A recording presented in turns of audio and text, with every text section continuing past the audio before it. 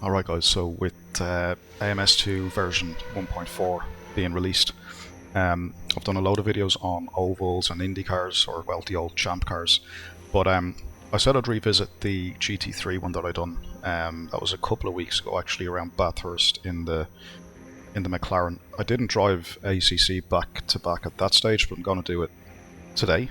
And for this one, I'm going to take we'll take the AMG, I guess.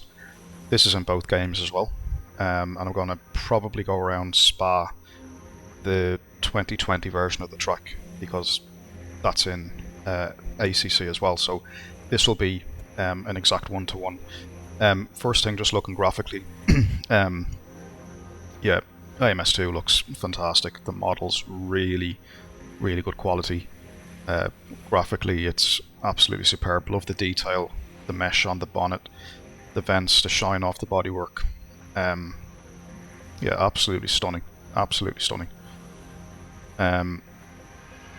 Yeah, really cool.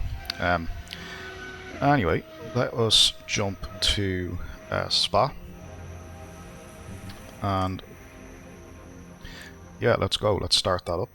And just while that's loading, I'm just going to change my LED profile on the Merc, and then we'll actually, I don't have it done. Anyway, just straight into AMS. But yeah, what I'm really looking for is kind of car control feedback. Automobilista has great force feedback anyway to begin with, so you know, I'm expecting nothing less, to be honest. Okay, for fuel, just raised her downforce a little bit, and for fuel, we'll put in like 20 litres. And let's go.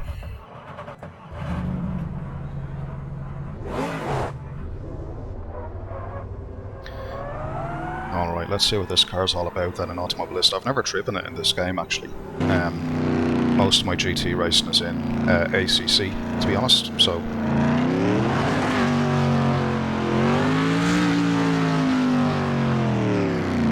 Sounds like thunder.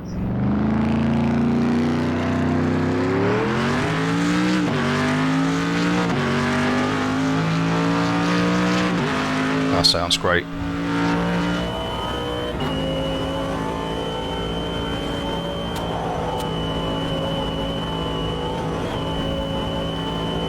Oh, this feels nice. This feels really nice, actually.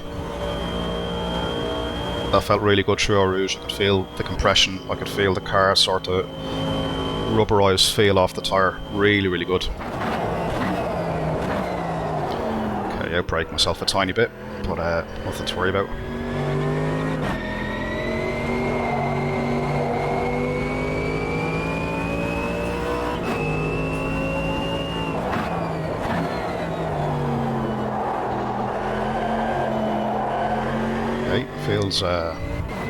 Feels nice and communicative, that's for sure. I can feel the steering going light with a bit of understeer when it happens, just through no name there as the road dipped away.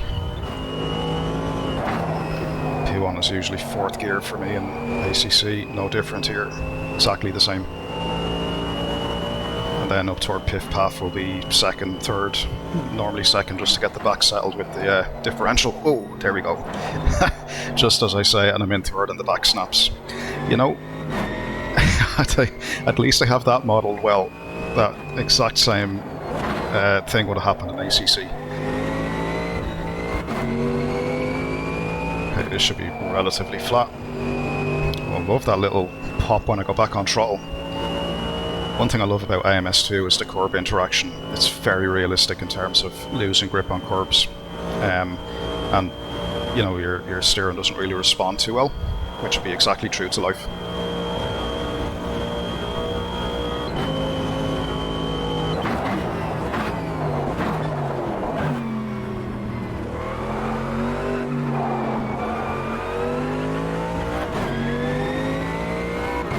Do another lap.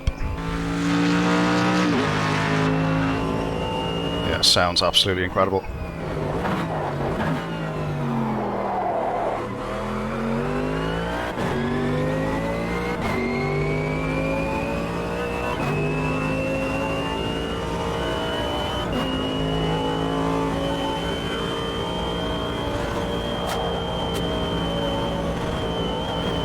Yeah, a good bit of confidence through Rouge. Feedback could be a little bit more detailed with the weight shifting, but it's very good. It's still very good. Let's bring the brake balance back a touch. That's better, yeah. Into second, let the diff do its thing.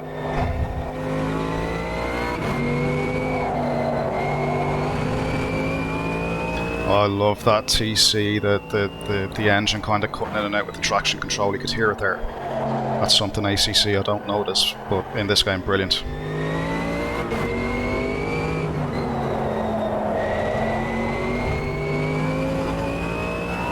At least I think it's the TC. Whatever it is, it sounds great. Yeah, there we go. Exactly, nice weight shift. Back of it wants to snap. It's behaving the way a car would behave on brakes. Now we'll get into second this time. I'll get a more stable rear end. Yeah, compared to the first lap where it was third and the thing starts snapping. Into second, let the differential lock up the back wheels a little bit. Well, not lock them, but keep them in sync. It prevents a bit of rotation.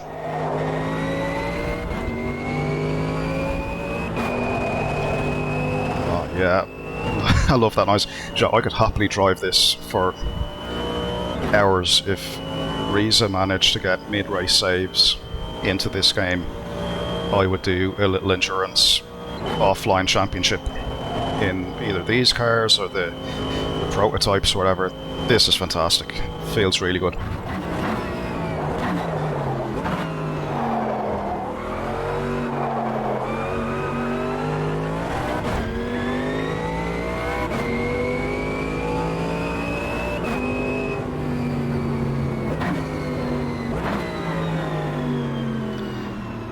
Yeah, I think I let off just before the finish line, 2:18.7. We could have been on for 2:17 or maybe better there. But oh, that's really good. Let's have a quick look at the replay. Listen to the sounds and all of that stuff. Yeah, graphically brilliant. Looks amazing. You can see the car kind of doing its thing, the attitude as the car leans into the corner.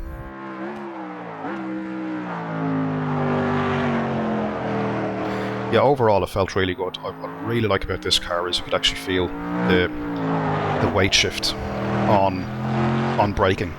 So when you go into a heavy braking area and you give a bit of steering at the same time, the back of it gets a little bit loose. You can feel that really well through the steering wheel. You can see right there the thing just kind of tipped out at the back. But being a nicely balanced GT3 car, and you have to remember GT3s are, you know, customer racing, so they tend to be somewhat easier to control.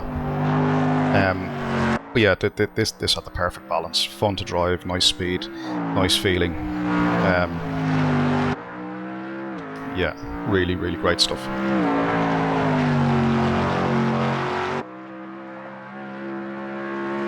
What I'll do, I was going to take the AMG Evo 22 or 2020 model in ACC, but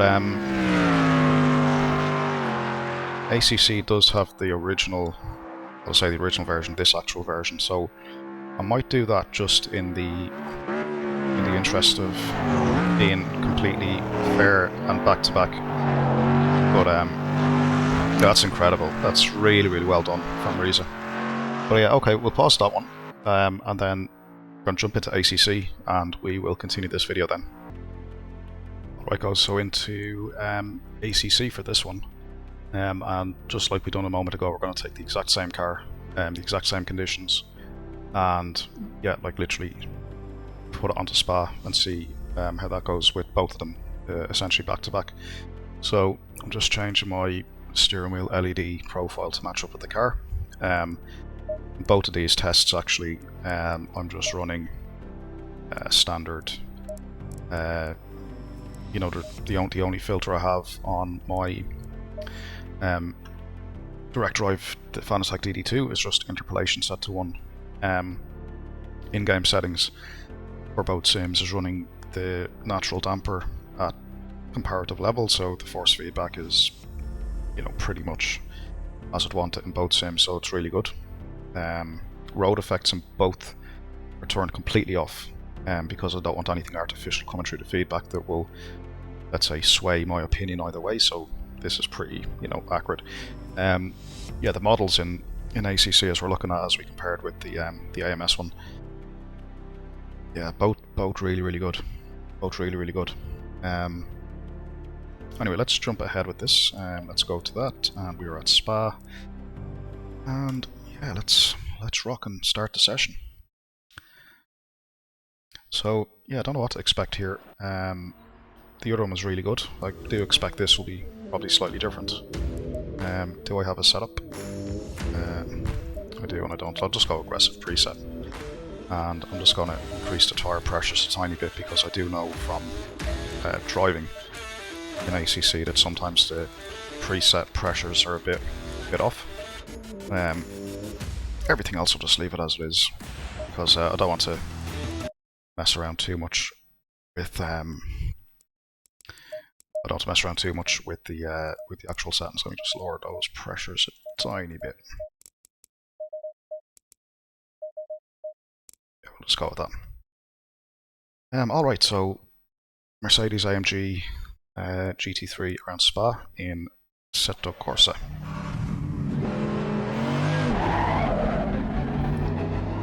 Let's have a look outside.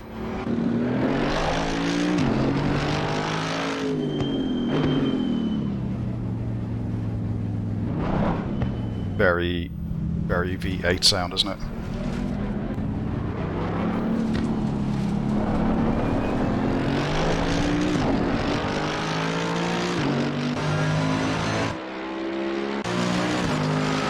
All right.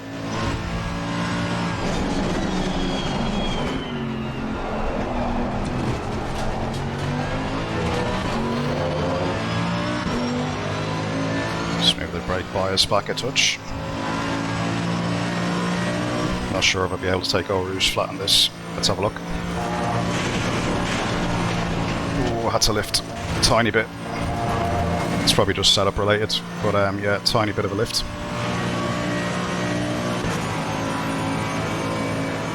Yeah, so it does feel similar. Steering wheel's a tiny bit lighter, but that could be just, overall settings, but I do feel it load up in the corner though. And yeah, it's definitely a bit more skittish compared to the AMS2 one. Definitely a bit more, I won't say engaging, because the AMS2 one felt really good as well. The AMS2 one just felt a bit more planted, and that's probably just setup related, I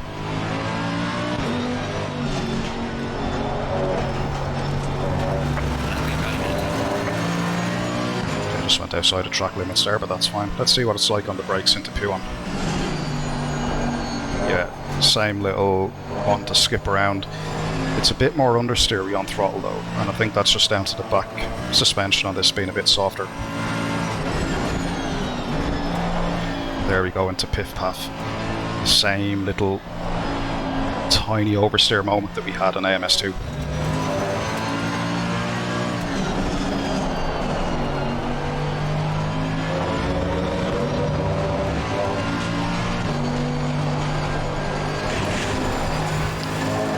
It's a bit understeery on throttle,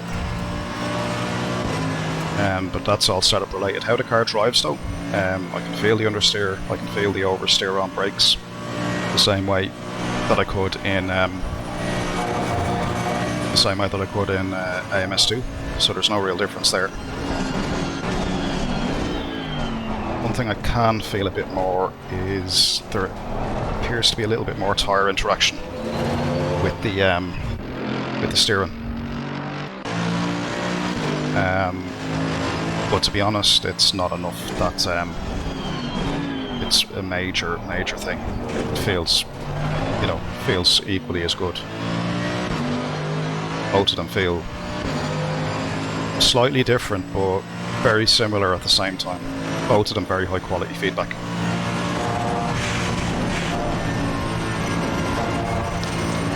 Yeah, just again, slight lift into Eau Rouge. I'm just not getting the rotation that I did in AMS. AMS2 was much more planted in Eau Rouge, much more planted.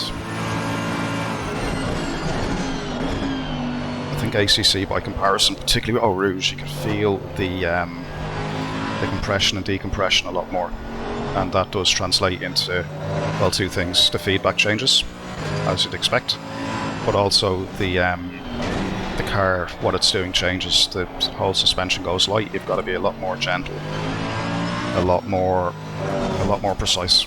Where in AMS, not so much. Again, could be setup related. Probably is. Let's take this in fourth. Yeah, a bit of understeer as I give it throttle.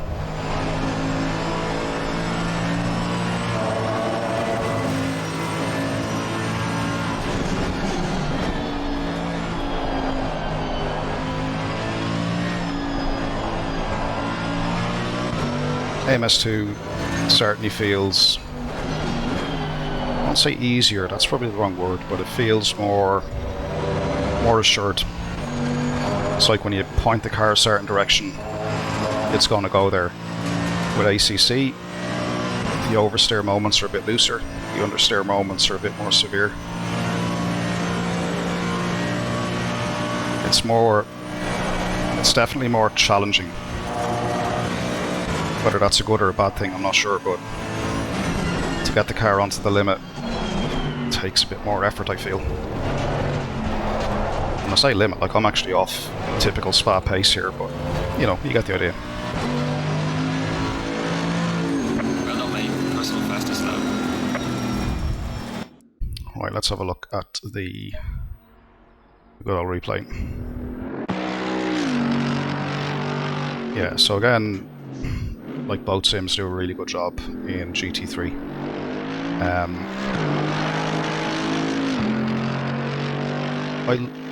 This is a strange one, right? Because ACC is my usual go-to GT3 sim racing game simulator. But driving AMS2 and driving this in AMS2 was actually really, really nice, and it felt nicer, a nicer driving experience. What I mean by that is when I came into ACC just now, it's also a nice driving experience, but it's a lot more challenging. You have to work the car a lot more. The steering wheel is a bit more lively. There's a lot more happening with the weight shift of the car front to back. You can feel the pitch, you can feel the roll. And not that you cannot feel it in AMS2, like it could be seen under braking how I had to make slight corrections and so on. But I think in ACC, that sort of stuff is punished a lot more.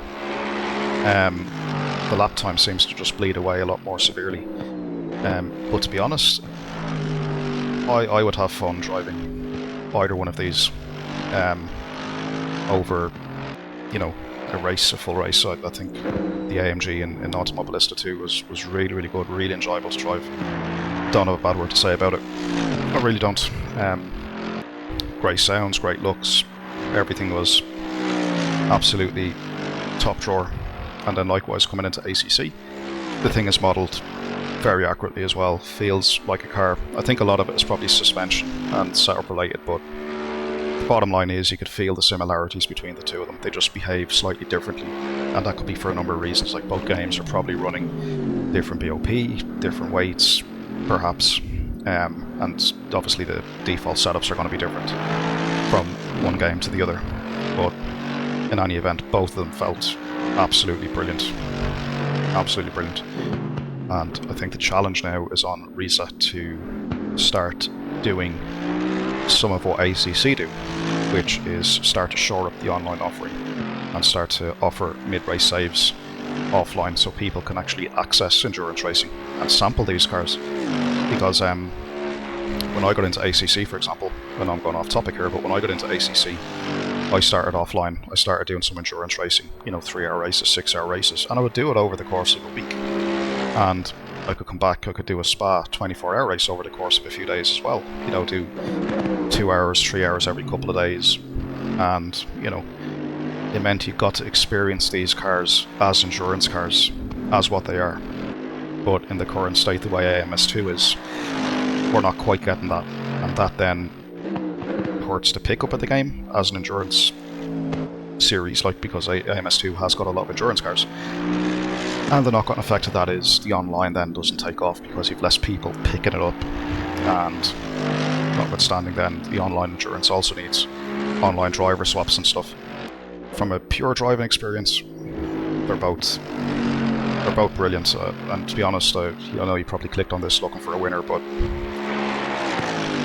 I can't. If you ask me which is the winner as the overall package, as the GT3 simulator in terms of what it has to offer, it's ACC by miles, okay, because it has the online element, they have the driver swap sorted out, they have the online mid-race, or sorry, the offline mid-race saves, they have the championship, it's all the official stuff going on. From a driving perspective, physics, car handling, all of that stuff, they're both brilliant. Different but brilliant. And yeah, in both you're definitely driving the same car. You can sort of feel that you're both of them you're driving the AMG. So that's a testament to how good both sims are. But anyway, guys, we'll leave it there, and yeah, until the next one.